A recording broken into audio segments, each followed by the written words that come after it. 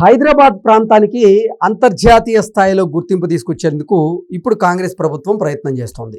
అయితే హైదరాబాద్కి అంతర్జాతీయ స్థాయిలో గుర్తింపు తీసుకురావడానికి డొనాల్డ్ ట్రంప్ లాంటి వారి పేరైతే బాగుండని ఇప్పుడు రేవంత్ రెడ్డి సర్కార్ యోచిస్తుందట.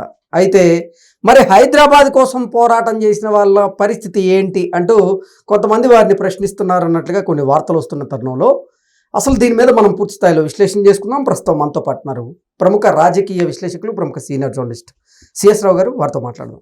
సార్ నమస్తే. సార్ నమస్తే.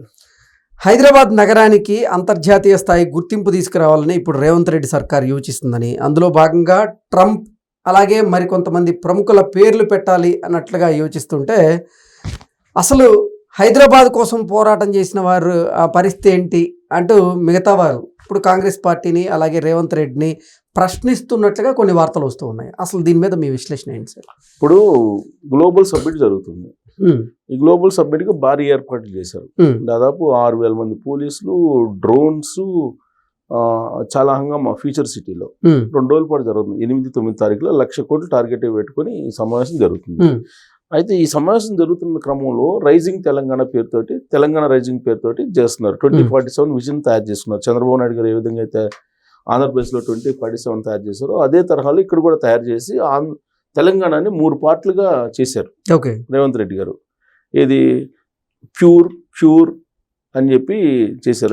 అంటే ఇన్నర్ రింగ్ రోడ్ లోపల ఉండేది ఒక సిటీ, అంటే ఓవరాల్ లోపల, ఓవరాల్ నుంచి RRR మధ్యలో ఉండేది ఒకటి, ఆ తర్వాత రూరల్ ఏరియా, రూర్ అంటారు దాన్ని. ప్యూర్ అని చెప్పి 3 భాగాలుగా చేశారు. సరే, దీని మీద ఇది ఎందుకు చేశారు ఏంటంటే, గ్లోబల్ తెలంగాణ రైజింగ్ గ్లోబల్ సబ్మిట్లో ఎవరెవరు ఎక్కడ పెట్టుబడులు పెట్టాలి, ఎవరికి అనుకూలంగా ఉందని తెలియజేయడానికి చేశానని చెప్పారు. అంతవరకు బాగానే ఉంది. ఇప్పుడు అంతర్జాతీయ గుర్తింపు ఉండాలి. మనం అసలు ఏ రాష్ట్రంతో పోటీ కాదు భారతదేశంలో, మనం ప్రపంచంతో పోటీ. తెలంగాణ అనేది, హైదరాబాద్ అనేది గ్లోబల్ లుక్ హైదరాబాద్కి తీసుకురావాలి అనేటువంటి కాన్సెప్ట్ తోటి గ్లోబల్ సబ్మిట్ చేస్తున్నాం ఇది అని చెప్పారు. దీంట్లో భాగంగా ఆయన అసలు కొన్ని ప్రాంతాలకి పేర్లు పెట్టాలి. ఇప్పుడు గూగుల్ పేర్లు కొన్ని, గూగుల్ స్ట్రీట్ అని, అలాగే కొన్ని విప్రో అని, లేదంటే మైక్రోసాఫ్ట్ అని, ఇలా కొన్ని ఏరియాస్లో ఆ స్ట్రీట్ పేర్లు వాటిని పెట్టేసేయాలి. టెక్ దిగ్గజ కంపెనీలు ఏదైతే ఉన్నాయో ఆ స్ట్రీట్స్ కి ఆ కంపెనీ పేర్లు పెట్టాలి అనేది ఒక కాన్సెప్ట్. రెండేంటంటే, ఇప్పుడు అమెరికన్ కాన్సులేట్ ఉంటుంది. అమెరికన్ కాన్సులేట్ కి ట్రంప్ ఎవెన్యూ అని పేరు పెట్టాలని చెప్పి ఒక ఆలోచన చేస్తున్నారంట. ట్రంప్ ఎవెన్యూ అని. ఇప్పుడు ఫ్యూచర్ సిటీకి వచ్చేసి, ఫ్యూచర్ సిటీ ఆ ఏరియాకి వచ్చేసి రతన్ టాటా పేరు పెట్టాలని చెప్పి ఒక ప్రపోజల్. సో ఇప్పుడు రతన్ టాటా లేదంటే ఈ సాఫ్ట్వేర్ కంపెనీలకు సంబంధించినటువంటి వాళ్ళ పేర్లు పెట్టడం అయితే పెద్ద అభ్యంతరం లేకపోవచ్చు.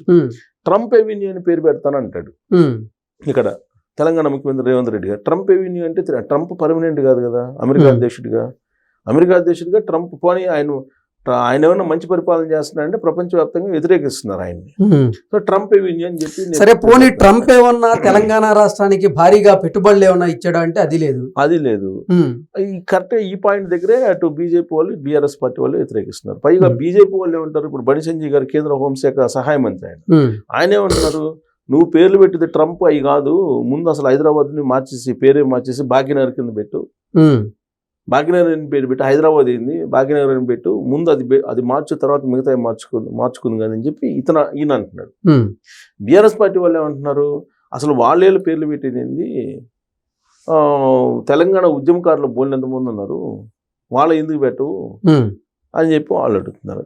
అసలు విషయం ఏంటంటే, ఇక్కడ తెలంగాణ ఉద్యమకారులు ఉన్నారు, అమరవీరులు ఉన్నారు, అనేక మంది ఉన్నారు, వాళ్ళేం పట్టించుకోవట్లేదు. ప్లస్ ఇంకోటి విచిత్రం ఏంటంటే, ఈ మధ్యకాలంలో మనం చూస్తే బాలసుబ్రహ్మణ్యం గారు విగ్రహం పెట్టడానికి ప్రయత్నం చేస్తే వాళ్ళందరూ పోయి వ్యతిరేకించారు బాలసుబ్రహ్మణ్యం గారిని. వ్యతిరేకించారు. పృథ్వీరాజ్ కాదు, అనేక మంది వ్యతిరేకించారు, చాలా మంది వ్యతిరేకించారు. అసలు ఆంధ్ర వాళ్ళు విగ్రహాలు ఎక్కడ ఎందుకు పెడతారు? ఇవాళ హైదరాబాద్ కానీ తెలంగాణ కానీ ఈ విధంగా ఉండడానికి కారణం ఎవరంటే చంద్రబాబు నాయుడు గారని అందరూ చెప్తారు. అసలు కళలకు ప్రాంతీయ హద్దులు ఉంటాయంటారా? అసలు ఉండు. కళాకారులకి ఉండదు, రచయితలు కళాకారులు వీళ్ళకి ఉండవు. కానీ ప్రాంతీయవాదాన్ని, ఇంకా అయిపోయినటువంటి దాన్ని, ప్రాంతీయవాదాన్ని ఇప్పటికి కూడా దాన్ని ఆ విధమైనటువంటి అభిప్రాయాన్ని నాటారు. ఇప్పుడు ఆ రోజు ఏమని చెప్పారు, భౌగోళికంగా విడిపోదాం, అన్నదమ్ములాగా కలిసి ఉందాం అని చెప్పేశారు. ఎగ్జాక్ట్లీ. ఇప్పుడు ఎక్కడో ఉన్నటువంటి ట్రంప్ స్ట్రీట్ పేరు పెడతానని చెప్తే ఒప్పుకుంటున్నారు, కానీ ఎవరు ధర్నాలు చేయలేదుగా. ఎగ్జాక్ట్లీ. కానీ బాలసుబ్రహ్మణ్యం గారి విగ్రహం పెడతానంటే ధర్నాలు చేస్తున్నారు. ఎన్టీ రామారావు గారి విగ్రహం పెడితే అక్కడ కళ్యాణ్ నగర్లో అది తీసేయించారు. అప్పుడు ఇప్పుడు రేవంత్ రెడ్డి గారు ఎన్టీ రామారావు గారి విగ్రహాన్ని అక్కడ పెడతానంటున్నారు. ఎక్కడ మైత్రివనం దగ్గర పెడతాను, ఎవరు వస్తారో రండి, ఎవరు వ్యతిరేకిస్తారు, వ్యతిరేకించే వాళ్ళు దుర్మార్గులు అని అన్నారు. మొన్న యూనివర్సిటీ పేరు మార్చేశారు. ఎన్జీ రంగా యూనివర్సిటీ ఉందా? ఎన్జీ రంగా కన్నా గొప్ప వాళ్ళు ఉన్నారా? ఎన్జీ రంగా యూనివర్సిటీ పేరు ఎన్జీ రంగాని తీసేశారు. తర్వాత ఈ ఆంధ్రప్రదేశ్కి సంబంధించిన బ్రహ్మానంద స్టేడియం ఉంది. ఇవన్నీ పేర్లు ఒక్కొక్కటి మార్చుకుంటూ వచ్చేస్తున్నారు. ఇప్పుడు మన తెలుగువాడు పక్కవాడు ప్లస్ ఈ రాష్ట్రానికి ఎంతో కొంత ఉపయోగపడినటువంటి వాళ్ళు, ఈ రాష్ట్రాన్ని బాగోడినటువంటి వాళ్ళు, ఈ రాష్ట్రం కోసం తమ మేధో సంపత్తిని ఇక్కడ పెట్టినటువంటి వాళ్ళు వీళ్ళనేమో వ్యతిరేకిస్తున్నారు. ఎక్కడెక్కడ ఉన్నో తీసుకొచ్చి ఇక్కడ వాళ్ళ పేర్లు పెట్టుకోవడానికి ఇష్టపడుతున్నారు. మరి ఎస్పి బాలసుబ్రహ్మణ్యం గారి విగ్రహ ఏర్పాటుని అడ్డుకున్నటువంటి ఈ సో కాల్డ్ ఉద్యమకారులు ఎవరైతే ఉన్నారో వారు ఇప్పుడు డొనాల్డ్ ట్రంప్ విషయంలో ఎందుకు మరి అడ్డు చెప్పడం? డొనాల్డ్ ట్రంప్ కానీ రతన్ టాటా కానీ లేదంటే ఆ స్ట్రీట్ల పేర్లు పెట్టుకో కంపెనీ పేర్లు పెడతానంటారు. ఆ కంపెనీలు పర్మనెంటా? కంపెనీలు ఎన్ని రోజులు ఉంటాయి? కంపెనీలు పర్మనెంట్ కదా. ఎంత పెద్ద సత్యం కంప్యూటర్స్ బోర్డు తిప్పేసి వెళ్ళిపోయింది రాత్రి కదా. వాసవి ఇది ఏమవుతుంది, ఇప్పుడు ధర్నాలు చేస్తున్నారు వాసవిది. అవును. సో కంపెనీలు ఇప్పుడు పర్మనెంట్ కాదు కదా, కొన్ని రోజులు ఉంటే తర్వాత మళ్ళీ పోతాయి. ఇప్పుడు రిలయన్స్ ఉంది, రిలయన్స్ అనిల్ అంబానీ పరిస్థితి ఏంటి చూస్తున్నాం కదా మనం. మరి ఆ కంపెనీల పేర్లు పెడతానంటారు. ఎవరైతే ఇక్కడ హైదరాబాద్కి కానీ తెలంగాణకి కానీ ఉపయోగపడ్డారో వాళ్ళ పేర్లు పెట్టుకోవాలి.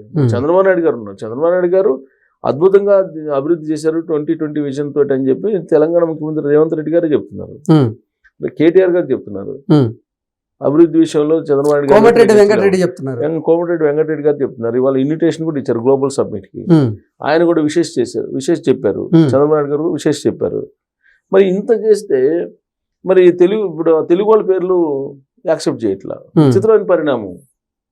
తెలుగు తల్లి ఫ్లైఓవర్ పేరే మార్చి తెలంగాణ తల్లి వేరు, తెలుగు తల్లి వేరు, ఆంధ్ర తల్లి వేరు అన్నట్టుగా వాళ్ళు మాట్లాడుతున్నారు. తెలుగు తల్లి ఫ్లైఓవర్ పేరు మార్చారు. అసలు ఆంధ్రాకి సంబంధించినటువంటి పేర్లు అసలు ఉండకూడదు అన్నట్టుగా మాట్లాడు. ఇది ఒక ఫ్యాషన్ అయిపోయింది ప్రతి వాళ్ళకి. అంటే ఇక్కడ తెలంగాణలో కూడా వాడేది తెలుగే కదా. తెలుగే, కానీ ఆంధ్ర వాళ్ళని వ్యతిరేకించడం అనేది ఒక ఫ్యాషన్ అయిపోయింది. ఆంధ్ర వాళ్ళని వ్యతిరేకిస్తే ఈ తెలంగాణ కోసం పాటుపడేటువంటి ఉద్యమకారుడు అనేటువంటి ఒక భావం కలుగుతుంది అనే యాంగిల్లో వాళ్ళు మాట్లాడుతున్నారు. అంటే ఆంధ్రాని జీరోని చేస్తేనే వీళ్ళు హీరోలు అవుతారు అనుకుంటున్నారు అని ఇప్పుడు కూడా బాగుంది అది. కానీ ఎప్పుడు అయిపోయింది, ఆ సెంటిమెంట్ అయిపోయింది, దాని వ్యవహారం అయిపోయింది, రాష్ట్రం విడిపోయింది, అంతా అయిపోయింది. ఇప్పుడు వ్యతిరేకిస్తుంటే ఇప్పుడు మీరు వ్యతిరేకించండి. ఎవరిని వ్యతిరేకిస్తారు? విదేశస్తులను వ్యతిరేకించండి, ఇతర రాష్ట్రాలను వ్యతిరేకించండి. ఇప్పుడు సోనియా గాంధీ గారి విగ్రహం పెట్టుకుంటారంటే యాక్సెప్టెన్సీ ఉంది. ఎన్టీ రామారావు గారి విగ్రహం పెట్టారంటే లేదు. మన్మోహన్ సింగ్ గారి విగ్రహం పెట్టారు. మన్మోహన్ సింగ్ గారి విగ్రహం పెట్టుకుంటే యాక్సెప్టెన్సీ ఉంది.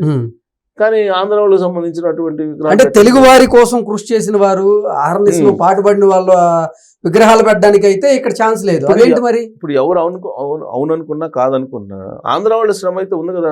అభివృద్ధులు ఎక్కడ దోచుకున్నారు అని చెప్పి అంటున్నారు. దోచుకుంది ఇప్పుడు 2014 నుంచి 2023 వరకు ఎవరు దోచుకున్నారు అనేది అందరికీ తెలుసు కదా. వాళ్ళకన్నా ఎక్కువ దోచుకోలేదు కదా.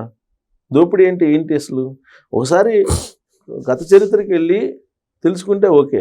ఇప్పుడు అసలు ఇది తమాషా ఏంటంటే ఇది రాష్ట్రం అయిపోయిన తర్వాత ఫెడరల్ సిస్టంలో భారతదేశంలో ఒక రాష్ట్రం తెలంగాణ అనేది.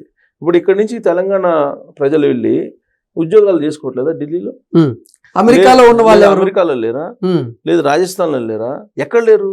అన్ని చోట్లకి వెళ్తున్నారు. మరి తెలంగాణ పౌరులు అన్ని చోట్లకి వెళ్తున్నప్పుడు మిగతా వాళ్ళు కూడా ఇక్కడికి వస్తారు కదా. ఇప్పుడు మన మార్వాడీస్ వచ్చి వ్యాపారాలు చేసుకుంటున్నారు. గోబ్యాక్ మార్వాడి అని చెప్పి ఇప్పుడు మళ్ళీ ఉద్యమం స్టార్ట్ చేశారు. అంతకుముందు దాకా గోబ్యాక్ ఆంధ్ర అన్నారు.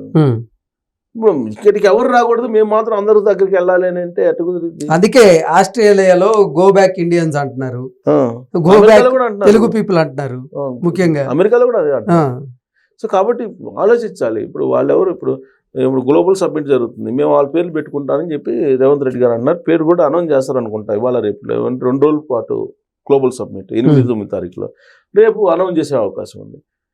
మరి ఇప్పుడు వీళ్ళందరినీ యాక్సెప్ట్ చేసే అంత సహృదయం విశాల దృక్పథం ఉంటే మరి పక్క రాష్ట్రంలో ఉండేటువంటి ఈ రాష్ట్రానికి, తెలంగాణ రాష్ట్రానికి ఎంతో కొంత ఉపయోగపడినటువంటి వాళ్ళని ఏమనాలి? వాళ్ళని గుర్తించుకోవాలి కదా, వాళ్ళని స్మరించుకోవాలి కదా. ఎన్టీఆర్ లాంటి మహానుభావుడు విగ్రహాన్ని మీరు లేకుండా చేయాలనుకునే ప్రయత్నం చేస్తున్నారే, మరి అది ఎంతవరకు కరెక్ట్ ఆలోచించాలి. Okay sir, thank you so much. Thank you.